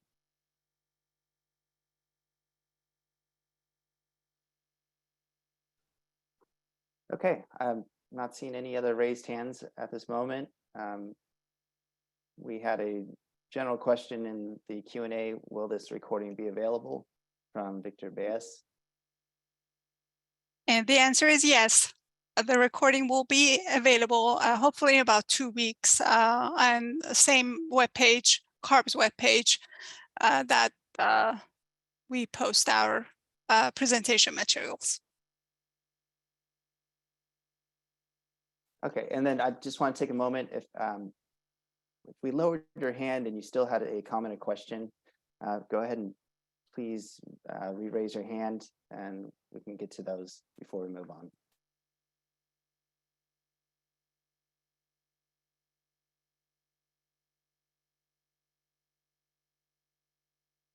Okay, Linda.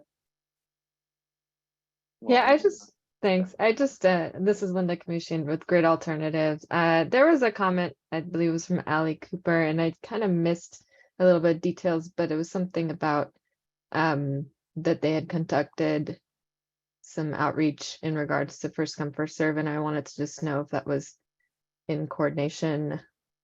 It was a comment to understand, and they found that I think when we do want to eventually address first come, first serve, because earlier there was comments about how it's not the most equitable, and so it'd be really good, and it's great to have emergent labs looking hopefully at this specific piece and just really like, we would have to define what equitable means if we want to answer that question. And then, you know, kind of understand what is equitable, not about first come, first serve. So just wanted to like point out that glad to hear that there's different viewpoints about this, but once it comes to how to move forward in addressing whether or not it's the best process, we'd have to look at like outcomes and limitations of the model. So just want to put that out there. Thank you for your comment, Linda. I think we can move on to the rest of the presentation. If there is no more raised hands, Sean. No more raised hands. We can move on. Perfect. Thank you all for great comments and feedback. So now we're moving into available funding and proposed set-asides.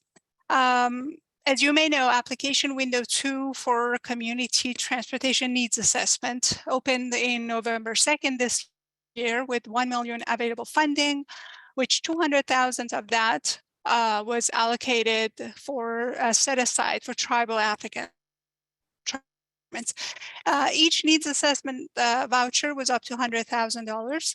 The application window is now closed, and I'm going to provide more updates on application status. And next slide. Application window for mobility project vouchers, window 2, will open on March 1st, 2023. There is about 33 million total available funding for these type of vouchers. Next slide. So here's a initial result of the needs assessment application window 2. Program was oversubscribed on the first day with total funding requests of a little over 2.8 million. We received 30 applications, including 3 needs assessment projects in tribal communities.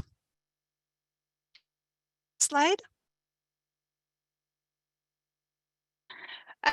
Earlier, we are proposing to increase the mobility project voucher award. And the new amount we are proposing is 1.5 million. We understand that this is perhaps the minimum amount of increase that we could consider. Unfortunately, our funding is very limited this year and much lower than what we were hoping it would be based on the May revised budget. We're trying to prioritize this funding in the best possible way. In respect to funding set-asides, there are critical market conditions that are impacting these projects. Vehicle and equipment have become significantly more expensive since last year. There are supply chain constraints, higher than expected operating expenses, including insurance. Some portion of this funding are being proposed to be prioritized for 20 projects funded in the first application window in 2020. Those are applicants who applied with the same program requirements at this upcoming window, but for less funding compared to the new proposed amount. This 10 million can cover about $500,000 for each project. And this is to support their original scope without any sort of expansion elements, just enough for them to implement what they were planning to do initially when they applied about 2 years ago. Our next proposed set aside, which we also presented during summer, is for window 1 needs assessment awardees. This is about 7.5 million. For window 1 needs assessment awardees who completed their assessment and are ready to implement the transportation service chose by their community residents. And note, this is a minimum amount that can prioritize about 5 projects. Our next set aside proposal, which it's as always is for tribal governments. We want to make sure that at least 2 projects in tribal communities can be funded through CMO in this upcoming window. That means out of about 33 million available for mobility project vouchers, there's about 12.5 million open for all other applicants. Again, we wish we could offer set aside for all disadvantaged low-income community projects, but unfortunately our funding is very limited. So I'm going to open it up one more time for questions and comments before we move on to application timeline and closing. Sean? All right, we have our first hand up from Jill Nolan. Hi, this is Jill Nolan from HACLA. My question is, so for the set aside for the window one applications, does that mean that that $500,000 has to be specifically applied for as part of window two, or is that a set aside that because we've had conversations about some of the challenges in supply chain, et cetera, that we would be able to access? So I think it's more a question about how do we go about, if that's the set aside, how do we go about getting it? Thank you for your question. So to clarify, window one MPV project awardees do not need to apply for this additional $500,000. The program administrator will notify awardees when this funding is available and what form and what supporting documents you need to submit. Wahoo, thank you so much. No problem, thank you. All right, we have a raised hand from Cindy DeRisco. Cindy, go ahead and unmute your line. Okay, so I wanted to find out, so we were one of the window one needs assessment tribes. Are we part of that 7.5 million? Or would it be, we're applying for the tribal government 3 million? Hi, Cindy, thanks for the question. So if I understood correctly, you are saying that you were a needs assessment awardee, and the answer is yes, that 7.5 million set aside is for those needs assessment awardees from window one who wish to apply for mobility project vouchers in window two. Okay, thanks. For the same community. Right. Yes. All right, we have raised hand from Glenn Coe. Glenn, go ahead and unmute your line. Yeah, thank you. Glenn Cho from Toyota Motors North America. So the applicants who are submitting applications on March 1st of 2023, they're in essence applying for a $12.5 million program. Is that a good understanding of this? If the applicant is not part of the set aside groups, yes, that's correct. Okay, thank you. And so roughly 8 projects is what we're anticipating from the 12.5 million. Yeah, 8 to 9 projects. Yep. Yeah, okay, thank you.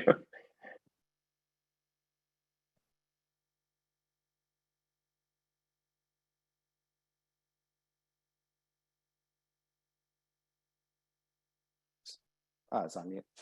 We have a raised hand from Lorena Garcia. Lorena, go ahead and unmute your line.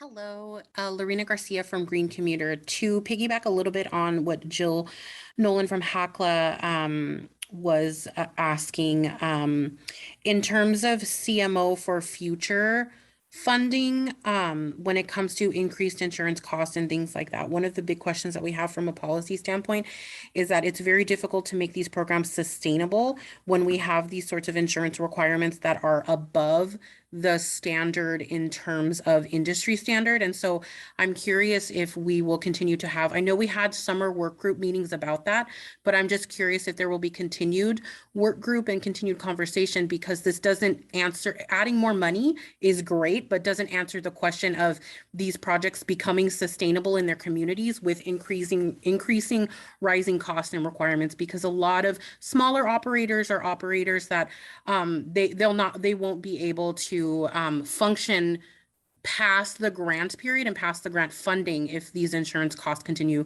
to go up in terms of the requirements, not necessarily just the funding. Thank you for your comment. totally understand that. And yes, we are continuing to work on this with awardees, with stakeholders, along with the Department of General Services, who actually setting requirements for insurance. So yeah, we'll keep working on this. I promise you. All right, another raised hand from Jill Noland. So to that end, just building off of Lorena, she is our partner. So of course we're tag teaming today. Would a waiver be considered, or because I know that at the time that you were headed into the board meeting, waivers for the requirements related to insurance were not being considered at all by CARB. Is that something that is now under deeper consideration or in process? I'm so sorry. I couldn't understand your question. If you could please repeat that. Sure, sorry. Jill Noland Hakla, just following up. Is CARB now considering waivers to the insurance requirement for the mobility providers, particularly for the excess auto, which tends to be, I think, the most challenging for most mobility providers? So we are not considering any changes in terms of insurance requirements for mobility providers at this time. Again, CARB is not setting these requirements. They're all coming from Department of General Services, from their Office of Risk and Insurance Management. So we will continue having discussions with them, with our legal and stakeholders, to how can we provide more flexibility. But at this time, no, there is no waiver proposal or ability even to do that from CARB. Just to add on, what we're, as we're looking at these things long-term in the next funding plan, the discussion around how we can help pay for the insurance is going to be a big one. And the length of the voucher terms or the grant terms or whatever process we end up getting the grant funds out. So yeah, we totally hear the issues with it. And we're going to do what we can within our means to be able to help current grantees and future project grantees with this requirement. Totally appreciate that, Jill Noland again. Sorry, I just wanted to thank you. We really, really appreciate all of the pushing that you guys are doing on our behalf. We get that. I think that if we can get, I don't know, I know General Services needs to get comfortable with what the requirements are. I don't know if there are other risk advocates or solutions that can be brought into the table for discussion of what could potentially work. Because and again, I know you guys are pushing as hard as you can. We super, super appreciate it. It's just one of those things that for us, we know that you're trying to work with us to the best of the ability. And we just really care about our population so much and do not want to have them potentially not have the ability to be able to utilize these wonderful pilots. And so we're obviously working with your team in good faith. We so appreciate the funding that's coming our way that's specifically set aside for us. It's not to be ungrateful at all. It's just really wanting to make this work to the best of everyone's ability. So just putting that comment out there. Thank you for all that you guys are doing to help us out. Thank you so much for your comment. I wanted to say something and I just forgot. So, about the only thing that we propose to change, it's for subcontractors, and that does not include mobility. So I just wanted to clarify that. What we proposed is to lower general liability insurance requirements for all subcontractors, but this is an exception for mobility providers who actually provide service. So they still need to meet the auto liability insurance as the same level as a grantee. And I would like to clarify something. I think we had a question about set-asides for from needs assessment awardees in window 1, which I believe that particular question or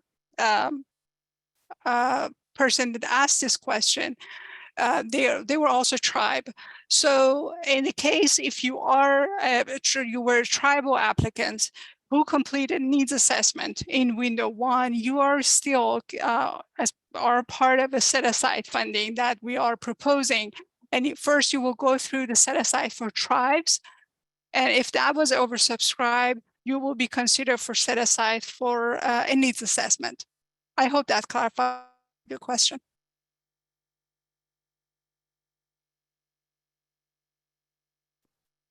Okay, Linda Kamashian, go ahead and unmute your line. Sure, thank you. Linda Commission, Great Alternatives. So I really appreciate you all making an effort to do as much as you can with what was a limited amount of funding versus what you had expected at the beginning of the year. So just want to acknowledge that it's hard to meet everyone's needs within the limitations. So thank you for your thoughtfulness, and to echo Jill's comments. And I know that all of the window 1 applicants are going to really benefit to make it work to get their scopes up and going. As you saw earlier in the presentations, only 4 out of the 20 mobility projects are up and going, and I can only imagine there's a variety of issues for each one, but probably a lot of overlapping and related to funding. So it's not, the additional money is not to go splurging, but it's to meet the current needs and that can't be met. And so it'll really go a long way. And what I also heard was from some of the legacy projects, which there's only 5 or 6, if I'm not mistaken. And I don't know the status of all of them, but I do know that they've had chance to, really develop and grow in the communities that they're representing. And so I would suggest that if it can be made possible within this current funding to allow for additional funding to the legacy projects to continue their work where they need to do that, because part of it is that it's important to want to start new projects because we want to meet additional communities and the needs of additional communities. But the actual effort to get these projects going at the capacities that we're trying to do them at, it's a major investment, and we want to make sure that we're not just spreading funds across, but we're actually developing projects that can be sustainable and thoughtful with that equity approach. And the equity approach is a process itself. It's not just going to be checking boxes that, yes, they're in a AB 15 community, 1550 community. Those things don't mean equity just because of where they are. It's so just want to point that out. So this is a comment, not a question, and just wanted to share that. Well, I guess the question being, if there's room to continue to look at some of the legacy projects too that could use more support. Thank you for your comments, Linda. So I guess I think that you did have a question though, and I think the lever that we've got, and if Ashley, if you could go back to slide 47, the only lever we've got is to move the set asides around or dedicate some of the open funding towards them. So those are agreed. Those are really our 2 options, and they're both hard options, Exactly. I understand. So I think the 4 projects that are currently operating, well, the 2 that we're on today, I mean, those would be the most focal ones. So we'll take those comments into consideration and see what we can do. Thank you. All right, Ollie Cooper,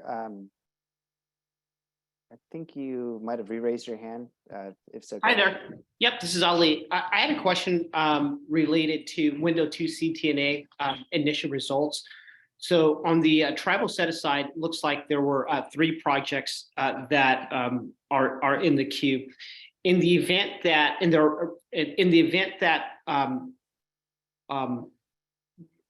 I guess the first 2 are funded, and that there are additional funds in that set aside would the third applicant be eligible for any of those remaining funds to be applied toward a community transportation needs assessment? So Ali, thanks for your question. Both regular pot for, for everyone and the set asides for tribes, they are both oversubscribed at this point. So if there was available funding in a regular queue, yes, then that third tribal applicants would have got funded. But since we have no more funding available, even for non-tribal applicants, that third application from tribe will most likely not getting funded. Did that answer your question? That did answer my question. I think that if I'm looking at the order review list, and in the event that the order review list, in the event that for the tribe set aside, the order review list is funded, it appears as though there is, on the tribe side set aside roughly a little under $12,000 available for community transportation needs assessment. So I'm trying to better understand that with that $12,000. Would that go to the third applicant to supplement their internal efforts to conduct a community transportation needs assessment? Okay, so I think, I'm not sure which ordering list you are looking at now, but we got another tribal project application. So we're now oversubscribed. We've got, as you can see, we've got about $288,920 in voucher requests from tribes. So that's 3 projects, which we had only 200,000 set aside for them. So there's no 12,000 additional funding now anymore, available funding anymore in that set aside. Thank you for your no problem. If you look at the CMO website right now, you should see the updated ordering list.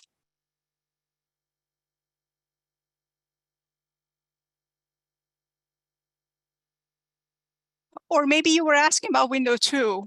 I'm sorry. You were asking about window 2, right? And the results. Yes, I'm asking about window 2. And so there were 3 tribes. And if these are compliant applications in the first 2 tribes would be funded, and that would leave, according to the list I'm looking at, that would leave about $11,000, or so, $11,900 left or so. And so I'm just wondering if that remaining, would that last tribe be eligible for those funds? Yeah, again, to clarify, there's no more funding available for tribal set asides. So although I think what's being asked is the first 2 applications are not, they're not asking for the full 200,000. That's correct. Yes. So the third applicant, I believe we would have the third applicant be eligible for the difference. Thank you. Mm-hmm.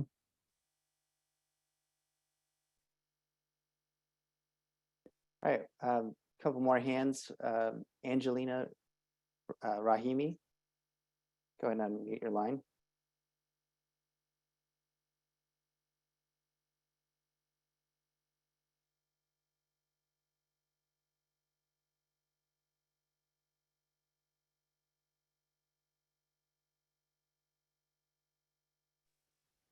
I think they lowered their hand. Oh, okay. Another raised hand from Sandy Pabin or Pavin. Sandy, go ahead and unmute your line. Hi, this is Sandy from the Housing Authority of the County of San Joaquin. I have a little different perspective on the legacy project thing. We were one of the folks who, were the 22nd late, literally 13 seconds late was our not getting funded. And so we've spent the last 2 years putting things together. We've got great projects going. And I was disappointed already to hear we're going to go from 20 projects to 8. And if we take more money out of that there's 8, that really, for those of us who have gone to every other funding source, including private philanthropic dollars to put together something and wanting to do this to expand. I feel like for some of us that, like I said, it was seconds between getting funded and not. So for those of us who went in other directions to find other funding sources, I'd 8 is going to be a big cut from 20, and obviously that gives us less of an option anyway. So I'm hopeful that we don't try to take any more money out of that 8. Thanks. Thank you, Sandy, you. so much. All right, Christine Corrales. Go ahead and unmute your line. Hi, this is Christine Corrales from San Joaquin Council of Governments. I have a clarifying question for the window 1 set aside. You mentioned earlier in the call increased caps for reimbursement on equipment and vehicles, and are those going to be applied for the window 1 projects that are using that set aside to cover the rest of their project implementation? Thanks for the question. Yes, that $500,000 increase is actually for that purpose, for any labor or vehicle or operation cost increase that you are dealing with now. And so the caps that you mentioned in the earlier part of the call that have been increased, are those the ones that you would like the window 1 projects to adhere to? Or is that not decided yet? So if I understand your question, window 2 awardees, when they apply for mobility project vouchers, the cap is 1.5 million. And because of that, we are offering up to $500,000 for window 1 awardees to receive without applying. I understand that part, but you had mentioned increasing caps, $65K a vehicle, $30K per EVSC unit. Is that something you'd like to see with the window 1 applicants? Yes, they will be applicable for window 1 awardees as well. Okay, understood. Thank you for the clarification. Thank you.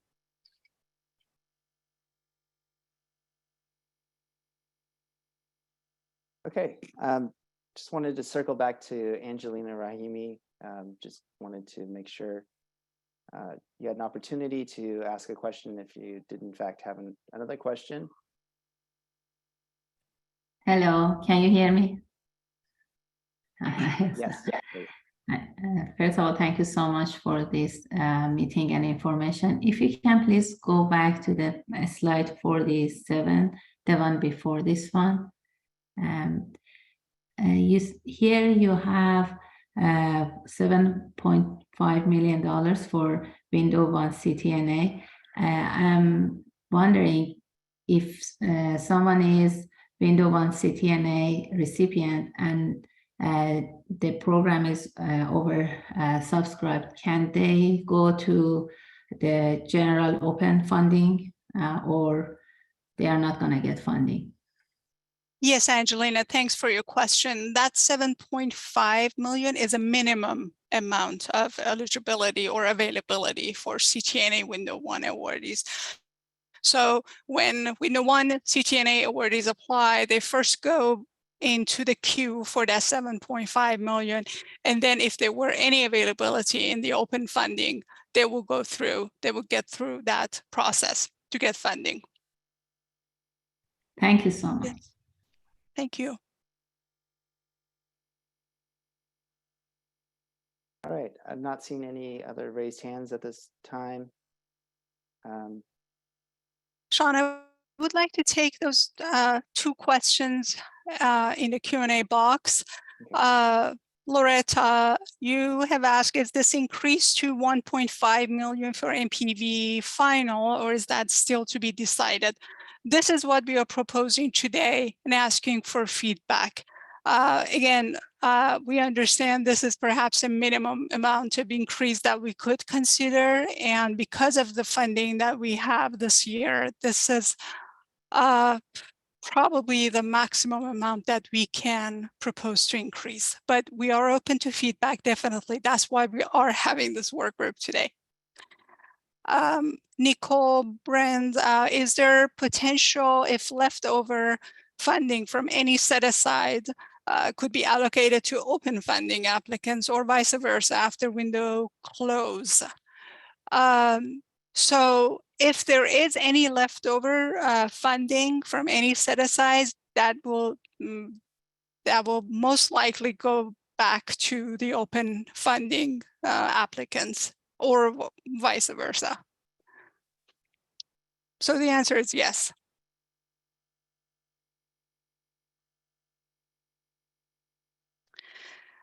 Shawnee, if there's no raise hand or question, we're going to move to the next slide. Sounds good. No more raised hands. Great.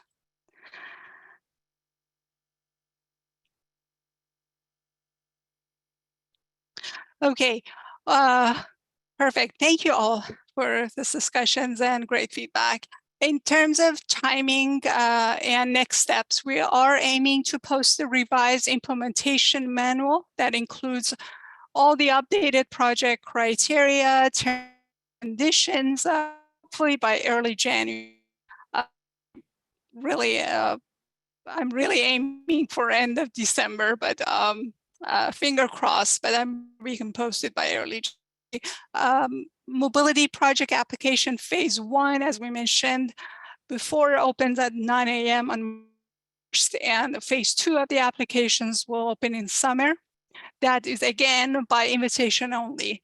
Technical assistant is now available with series of educational webinars about program requirements, application walkthrough until March to prepare potential applicants for project voucher window 2 application.